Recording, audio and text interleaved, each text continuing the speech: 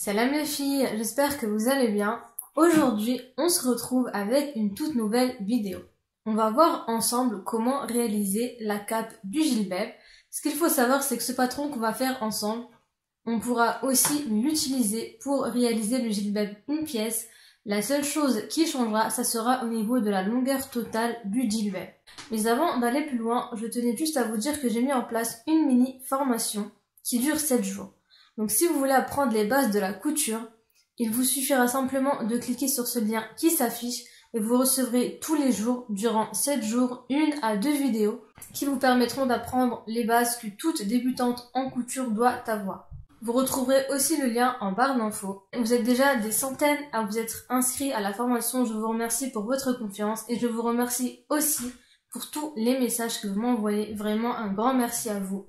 Vous savez pas à quel point ça m'encourage et ça me motive à continuer. Un big merci à vous toutes. On entre maintenant dans le vif du sujet. Donc déjà, il va nous falloir des mesures. On aura besoin de 4 mesures au total. La première mesure, c'est la longueur totale de la cape. Cette mesure-là, comme je vous l'ai dit, si vous voulez réaliser une cape, vous allez définir la longueur de la cape que vous désirez. Si admettons vous voulez que ça arrive au niveau des genoux, vous allez mesurer donc. Je vais vous mettre une photo ici qui va vous montrer comment prendre la mesure. Vous allez vous mettre de dos et vous allez demander à quelqu'un de vous prendre la mesure en commençant par la moitié de votre tête. Donc vous placez bien le mètre ruban au niveau de la moitié de votre tête et vous faites passer donc le mètre ruban vers l'arrière jusqu'à la longueur que vous désirez. Si vous voulez faire un jilbab, une pièce, vous allez mesurer jusqu'aux chevilles. Si vous voulez faire une cape, vous allez mesurer jusqu'à environ les genoux. Après, tout dépend de ce que vous souhaitez. Ensuite, on aura besoin de la longueur de la manche. La longueur de la manche, elle se prend non pas à partir de l'épaule, mais à partir de la fin de l'oreille. Donc à partir de la fin de l'oreille, vous allez poser votre mètre ruban et vous allez bien passer par le cou ainsi que par l'épaule. Vous allez redescendre jusqu'à votre poignet. Ensuite, on aura besoin du demi-tour de tête. Pour le demi-tour de tête, vous allez prendre votre mètre ruban. Vous allez poser le zéro du mètre ruban sur la fin de l'oreille. La fin de votre première oreille, vous allez poser le zéro du mètre ruban. Ensuite, vous allez faire tout le tour jusqu'à la deuxième oreille et vous allez mesurer la distance qu'il y a entre la fin de la première oreille jusqu'à la fin de la deuxième oreille. Donc moi, j'ai trouvé 40 cm. Ensuite, on aura besoin du tour de poignet. Et vous allez prendre votre tour de poignet donc comme ceci.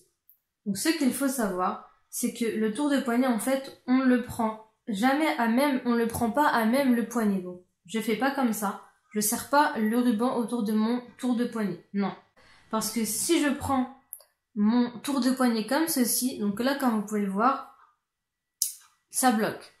Le mètre ruban, il ne peut pas sortir. Donc qu'est-ce que ça veut dire? Ça veut dire que si vous prenez cette mesure-là et que vous cousez avec cette mesure-là votre vêtement, vous ne pourrez pas rentrer votre main.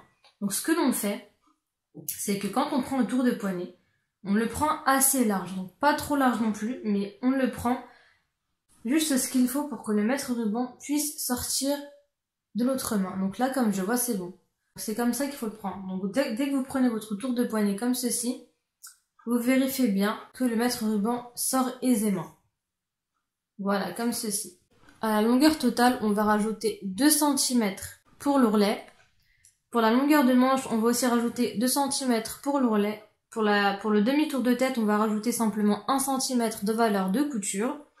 Et pour le tour de poignet, on va rajouter 5 cm. Pourquoi 5 cm tout simplement parce que on va coudre un élastique à la fin du poignet. Donc les 5 cm, c'est ce qui va nous permettre en fait d'avoir des fronces au niveau des poignets. Donc on se retrouve maintenant pour le patron. Admettons que ça c'est mon tissu. Donc mon tissu il est là.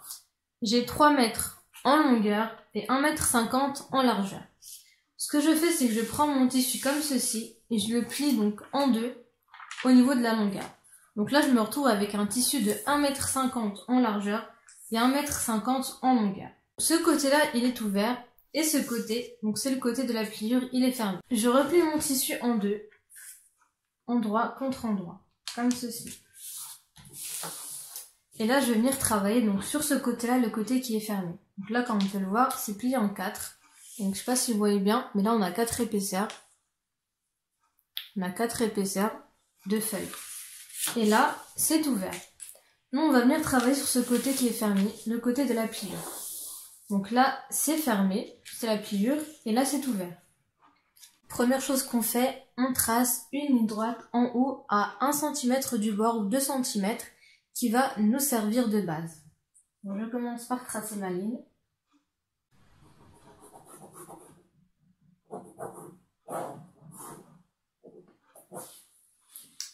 Comme ceci. Ensuite, à partir de cette ligne-là, on va descendre de 40 cm. 40 cm, c'est une valeur standard. Pour les personnes qui sont très grandes de taille, vous pouvez descendre de 50 cm, voire même jusqu'à 60 cm. Et nous, on va descendre de 40 cm, c'est une valeur standard. Donc 40 cm à partir du trait que j'ai tracé. Je mets des repères tous les 40 cm. Et ensuite, je rejoins mes repères.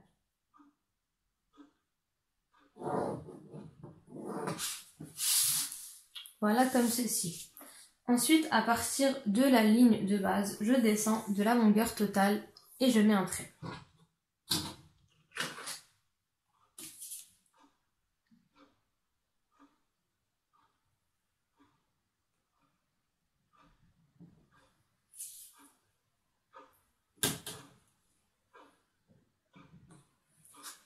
Ensuite, je rejoins ces traits et je trace une ligne droite. Comme ceci. Sur ce trait-là, je vais placer mon tour de tête. Donc moi, j'ai 21 cm. Je les place ici directement. Je prends mon mètre ruban.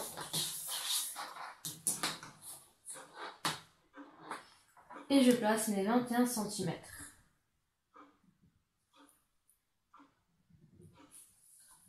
Comme ceci.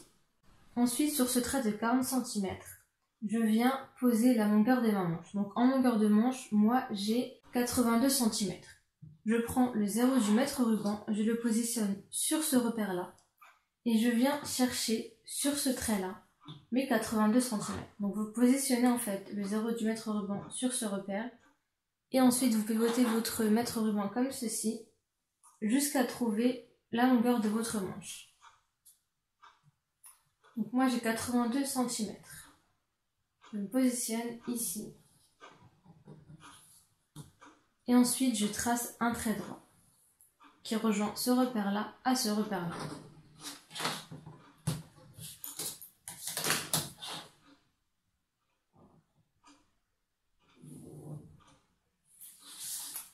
Comme ceci.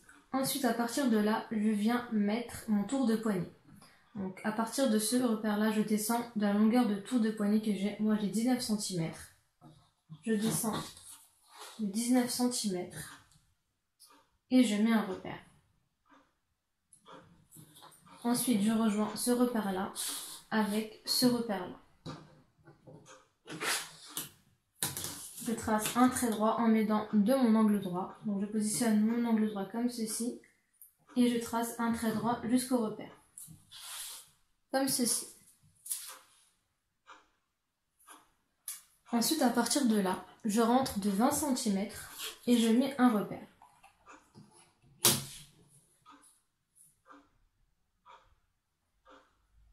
« 20 cm, je trace une ligne droite, comme ceci. Comme ceci.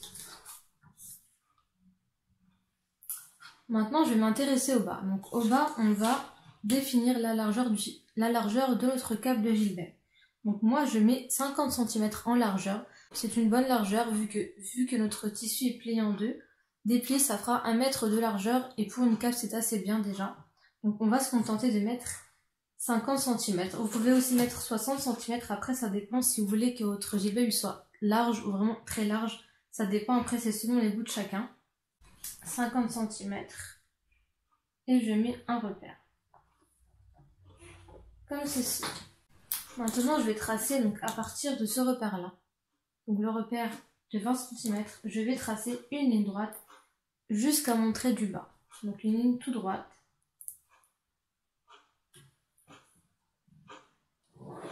Comme ceci.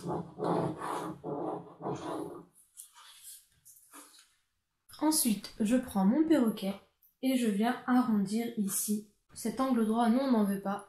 on veut que ça soit assez rond. Donc je prends mon perroquet et je viens arrondir comme ceci.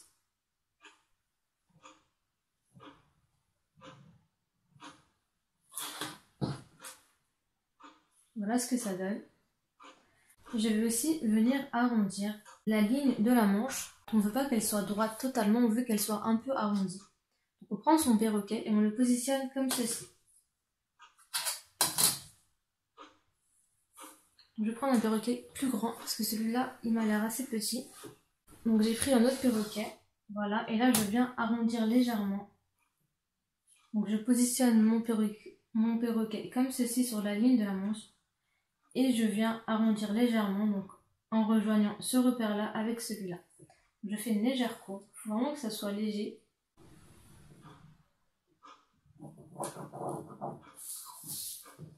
Voilà ce que ça donne. Ensuite, avec mon perroquet, je vais m'occuper de ce coin-là. Je positionne ce côté du perroquet ici contre la ligne, comme ceci. Et je fais en sorte de rejoindre ici mon repère avec le bas du perroquet. Et une fois que c'est bon, je trace comme ceci. Et voilà ce que ça doit donner. Vous voyez, le bas du gilbert, il doit être arrondi, il ne doit pas être carré. Parce que s'il est carré, sur les côtés, on va avoir des pointes qui vont ressortir et c'est pas ce que l'on veut. Donc là, le patron que l'on a fait, c'est pour le dos du gilbert. Comme on le sait, le devant du gilbert, il est un peu plus court que le dos. Il y a à peu près 15 cm, 10 à 15 cm de différence. Donc ce qu'on fait, c'est qu'à partir de la ligne du bas, on remonte de 15 cm et on trace une ligne droite. Donc je remonte de 15 cm et je trace une ligne droite. Comme ceci. Mon repère de 50 cm, je viens aussi le positionner sur cette ligne que je viens de tracer. Comme ceci, et je refais exactement la même chose avec le perroquet.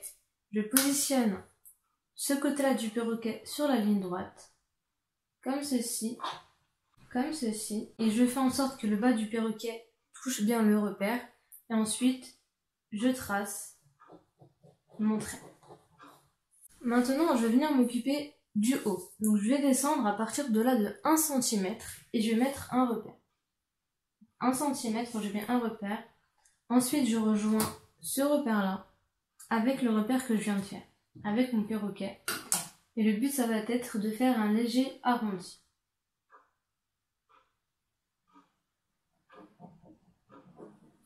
Comme ceci. Donc j'ai terminé le patron du gilbert. Maintenant, je vais pouvoir le découper. Je vais commencer par découper le dos. Donc ici, je vais découper sur le trait droit, pas sur l'arrondi pour le moment. Ensuite, à ce niveau-là, au niveau de l'épaule, je découpe bien sur l'arrondi qu'on a fait. Donc ce trait-là, on ne le prend plus en compte.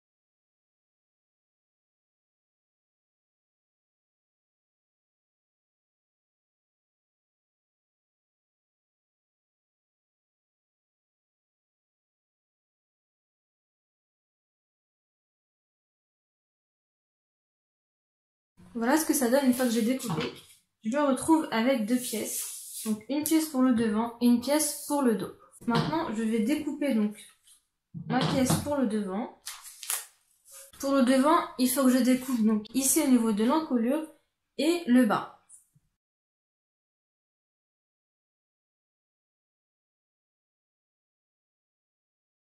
J'ai le dos de la cape et j'ai le devant. Maintenant, il ne reste plus qu'à faire le bandeau. En ce qui concerne le bandeau, vous prenez votre tissu et vous le pliez comme ceci dans le sens de la longueur. Comme ceci. Et ensuite, on le replie encore en deux, du haut vers le bas. Donc bien bord contre bord. Et une fois que c'est bon, vous pliez. Et nous, on va travailler donc ici à ce niveau-là. On va monter ici. Donc à partir de ce bord-là, on va monter de 15 cm et on va mettre un repère. Donc 15 cm, je mets mon repère. Et ici, en longueur, on va prendre une longueur de 50 cm et on met un repère. Comme ceci. Ce repère-là, je vais venir le prolonger avec ma règle droite sur à peu près 3 cm. 3 cm, je prolonge comme ceci. Voilà. Ensuite, je prends mon perroquet et je viens relier donc ce trait-là avec le repère de 50 cm. Donc je les positionne comme ceci. Et ensuite, je trace.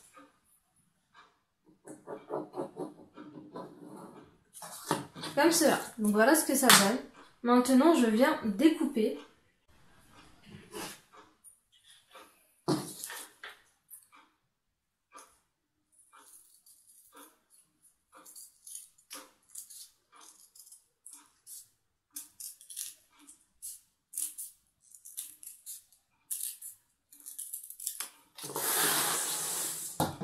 Donc voilà ce que ça donne. Donc une fois déplié, on se retrouve avec ça.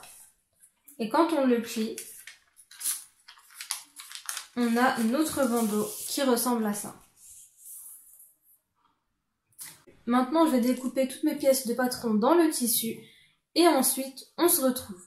J'ai découpé mes pièces, les voici. Donc on a le devant, le dos et le bandeau. Maintenant, avant d'aller plus loin, vous allez surfiler toutes vos pièces.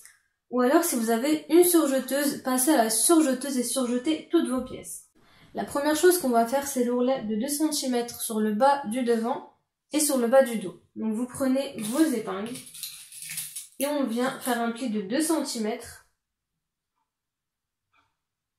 et on épingle. Donc là, l'envers du tissu, il est face à moi et l'endroit du tissu, il est contre la table. Donc je fais mon pli sur 2 cm et j'épingle.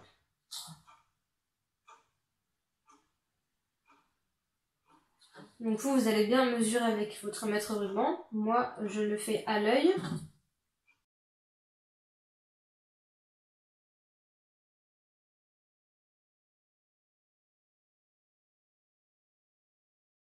J'ai fait la même chose pour le devant.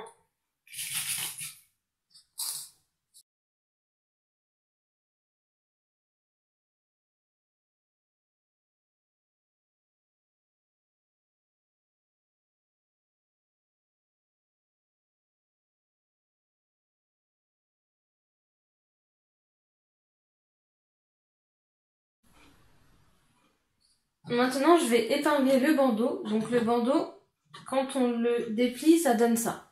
On va le plier donc envers contre envers. Et on va épingler. Donc vous le pliez bien envers contre envers. Et on va épingler ici tout le long. Bien bord contre bord à chaque fois.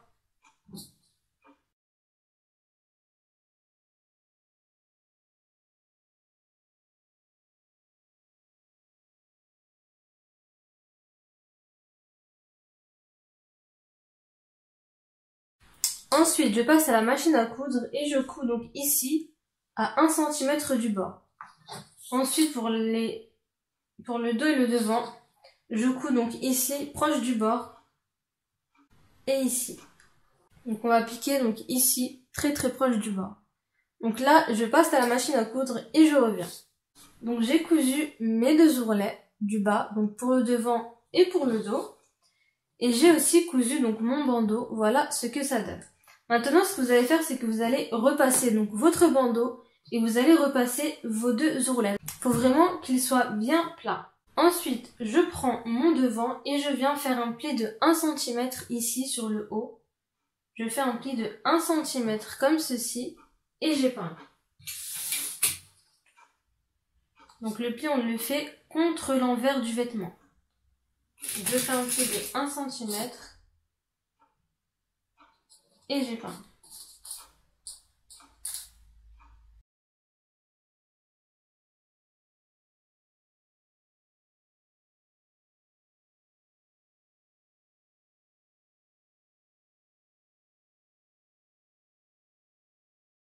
Donc voilà ce que ça donne. Là, je vais passer à la machine à coudre et je vais coudre ici à 1 cm du bord. Donc j'ai cousu mon ourlet de 1 cm sur le devant.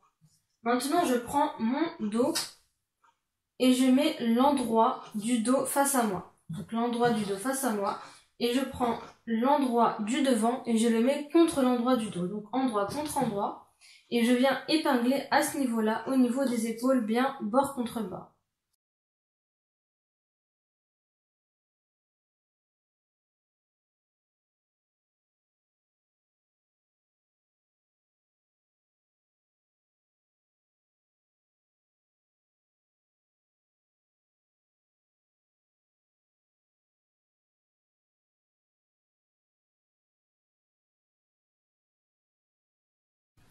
Maintenant, je passe à la machine à coudre et je couds ici à 1 cm du bord des deux côtés.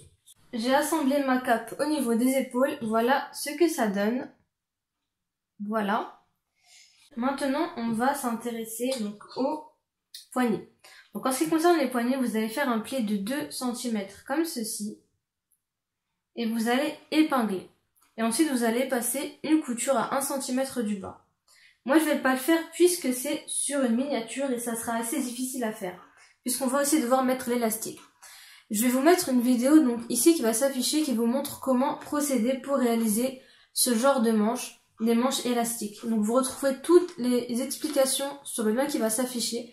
Cliquez dessus et vous saurez comment faire. Donc moi, je vais pas m'occuper des poignets.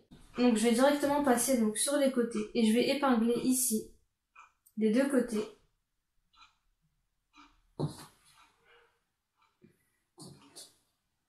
Ensuite, on va passer à la machine à coudre et on va coudre à 1 cm du bas.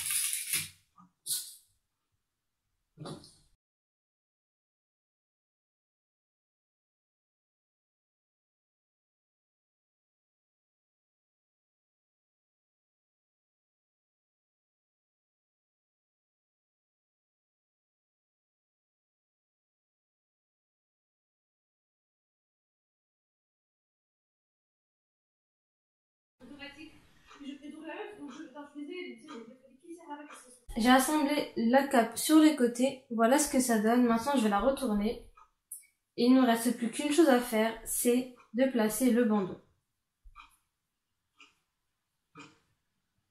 Donc voilà ce que ça donne, une fois retourné sur l'endroit. Maintenant je prends le bandeau qui est ici, je retourne ma abaya sur son dos, comme ceci, et je viens placer le bandeau à ce niveau-là. Donc je plie le bandeau en deux.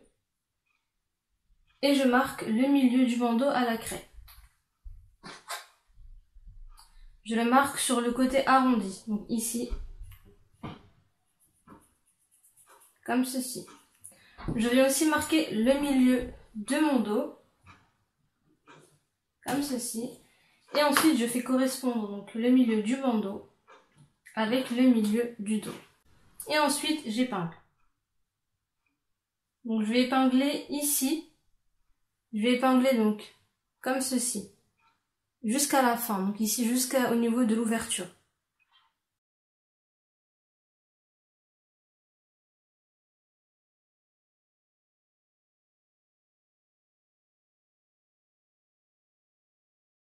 J'ai fait la même chose de l'autre côté, j'épingle jusqu'au niveau de l'ouverture.